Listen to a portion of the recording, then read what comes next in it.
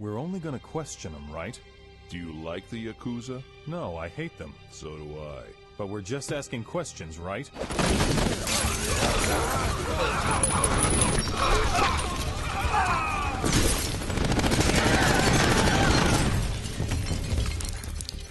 Didn't you promise no shooting? One of the things I appreciate about the Ghost in the Shell franchise is how it respects the intelligence of its audience. I really tried, I swear. They pulled out their guns. It's full of interesting philosophical musings about the nature of humanity and technology and the relationship between us and the machines we create. Nor does it make things so overly complicated that they can only be deciphered by a supercomputer on steroids. It delivers ideas clearly and concisely and leaves it to the viewer to find them. It's a breath of fresh air, especially considering my first GITS experience was the 2017 Hollywood adaptation, which, well, I've ranted about that enough already. However, while I did manage to get a sense of the themes most of this classic franchise was trying to get across, one that ended up eluding me for quite a while was the 2004 film Ghost in the Shell 2: Innocence. Though it was a fun watch and an interesting take on one of the franchise's most beloved characters, the specific meaning of the film was a mystery to me, hidden behind a wall of symbolism and metaphor that just confused me, especially its ending. But I knew it was there, somewhere. Which is why, in this episode of the Storyteller's Notebook, a series in which I analyze the various storytelling techniques used by various creators in various mediums, I want to analyze the thematic aspects of Ghost in the Shell 2: Innocence's story and figure out what it's trying to say. And yes, spoilers ahead. Ghost in the Shell 2: Innocence is not an outright sequel, but more of a continuation. It takes place several years after the original and focuses on Bato, another agent working for Section 9 with an incredibly adorable dog named Gabriel and a close companion of the Major, who has left Section 9. A new crisis hits Japan involving the violent behavior of several gynoids, aka sex robots, who have begun killing their masters. Bato and Togusa are assigned to the case and begin investigating these strange occurrences for signs of potential cyber terrorism, as well as the company responsible for manufacturing these gynoids, Locus Solus. Throughout their investigation, they end up dealing with the Yakuza, crazy augmented criminals, and a man obsessed with dolls who manages to hack both of their brains and manipulate their perception of reality. However, the pair manage to find Locus Solus' secret headquarters in the middle of international waters, where their illegal activities couldn't be found, and Bato infiltrates the ship while Togusa remotely hacks its security systems. As Bato navigates the facility, he finds that the gynoids there have gone completely rogue, killing all of the crew and attempting to kill him, before he is joined by the Major,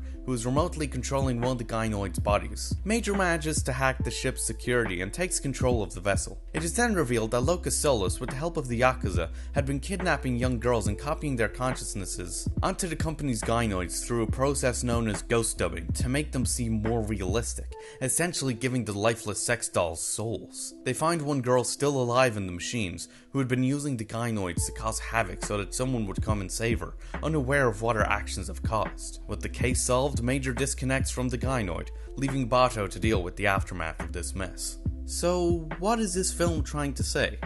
What are the themes and meanings behind the veil of futuristic philosophy and insanity? Well, I think an easy place to start to answer this question is by looking at the similarities and differences between this and the 1995 film. Both feature protagonists who have become melancholy and who are unsure of their place in the world.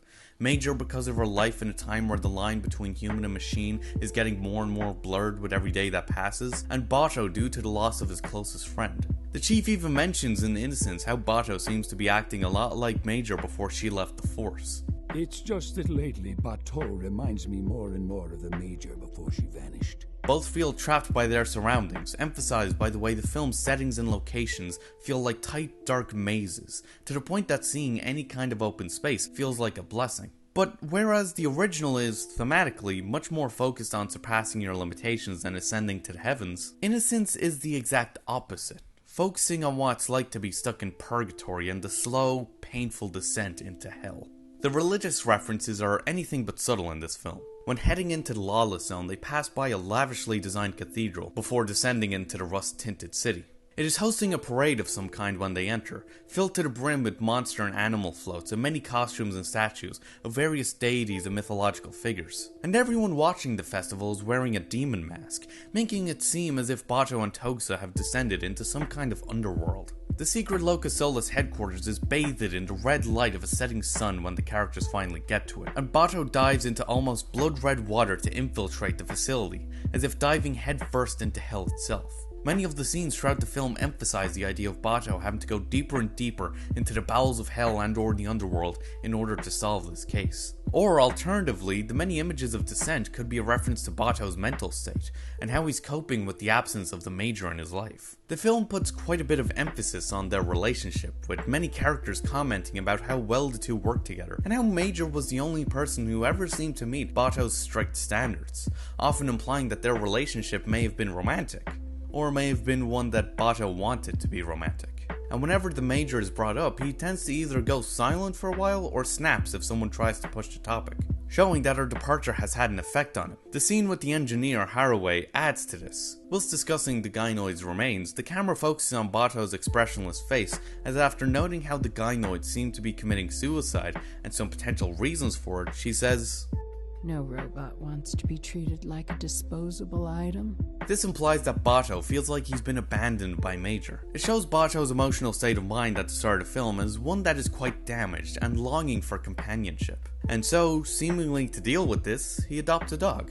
This idea of trying to fill the void left by a lack of companionship pops up quite a lot throughout the film. The murder victims in the initial gynoid attacks are all of high status, with a lot of them being high-ranking politicians and business owners, and given these dolls are supposed to be sex robots, implies that they are all lacking sexually or romantically. Haraway explains how the gynoids, and most robots for that matter, have no reason to look human, and points out how children who play with dolls are not trying to practice actual child rearing when they play with them, implying that toy dolls and the human-like machines that are being created are meant to act as surrogates for actual relationships. Bato doubles down on this idea when he mentions Descartes. You see, Descartes didn't differentiate man from machine, animate from inanimate.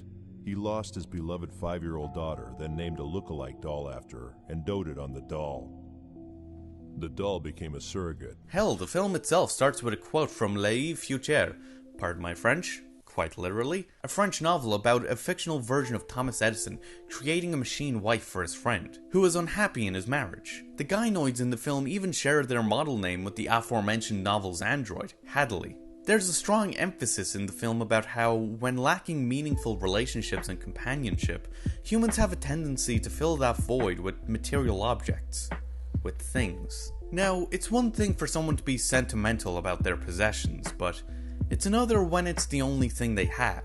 The film shows us how destructive this can become with the introduction of Kim and his mansion of madness. Kim represents someone who's become completely detached from any kind of relationship with other people. He fills his home with incredibly lifelike dolls in various different settings in the style of tableau vivant, a style of visual art wherein actors are carefully staged and lit to portray different scenes and situations.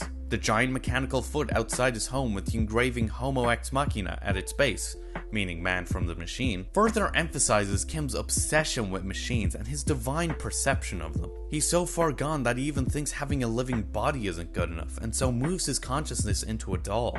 Kim represents the damage you can do to yourself when you surround yourself with and obsess over inanimate objects, as it can drive you to believe the only things in this world worth caring about are those material things. It then shows the flip side of the damage this kind of thing can do, with the little girl trapped in the ghost dubbing machine. She's so desperate to escape from this horrible facility that she neglected to take into consideration not only the amount of people she would end up hurting as a result of her actions, but also the fact that the gynoids coming from the copies of her consciousness had become sentient. She only saw them and the people that were killed as tools to be used to help her escape.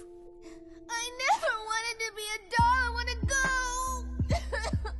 Though it is through the lens of blind, childlike innocence, this revelation shows the damage that can be done to other people when someone is lacking any relationships, while with this child being snatched away from any she may have had. Bato sees all the destruction the desire to fill the void of companionship can cause when it goes too far, but at the same time, it is something he himself is guilty of doing by adopting Gabriel. What distinguishes him from everyone else? Well, the difference I'd say is the fact that Bato formed a new relationship not with a thing or a machine, but a living creature. A dog isn't something you can discard as easily as a doll. It's something you have to feed and take care of. It's a long-term commitment you can't just throw away because you want to get a new model. This is what sets Bato apart from the others in the movie, because he knows that Gabriel needs him just as much as he needs Gabriel. So then, what is the ending supposed to mean? The film's final scene shows Bato arriving at Togusa's home to drop him off and pick up Gabriel, who has been taken care of by Togusa's family whilst the two were away. Him and Togusa have a quick talk before Togusa's daughter excitedly runs out to meet her father, who has a present for her. A doll. It then cuts to Bato, a look of concern on his face, before fading to black and rolling the credits. This scene confused me so much every time I watched it. I had absolutely no idea what to make of it. But then when I talked to my brother about it, himself a longtime fan of the Gits franchise, he mentioned something that made it all click for me. You see, these investigations away from home are something that's implied to be quite common for Togusa. And as a family man, this can be quite stressful for his wife and especially his daughter, not being able to spend as much time with them as he'd like. And that's before you even take into consideration how many late nights he'd probably spend at a crime scene or in the office. And so him giving his daughter an oddly lifelike doll as a present could be seen as him giving her something to fill in for him when he's not around. Something to act as a surrogate for their relationship. It's a warning, both to Bato and the audience, that this problem isn't something that will just disappear. It's something that will always exist, and something we need to be ever wary of as our world becomes increasingly cyberized and automated, and the technology we use becomes a bigger and bigger part of our daily lives. At the end of the day, Ghost in the Shell 2 Innocence is a movie about relationships, and shows us how a lack of meaningful ones can have a massive impact on our lives. It's a film that tells us to not let our relationships with inanimate objects and machines replace our relationships with people, as it's a path that can lead to a lot of damage and destruction, both to ourselves and those around us, especially when those machines we get obsessed with start to seem almost too human.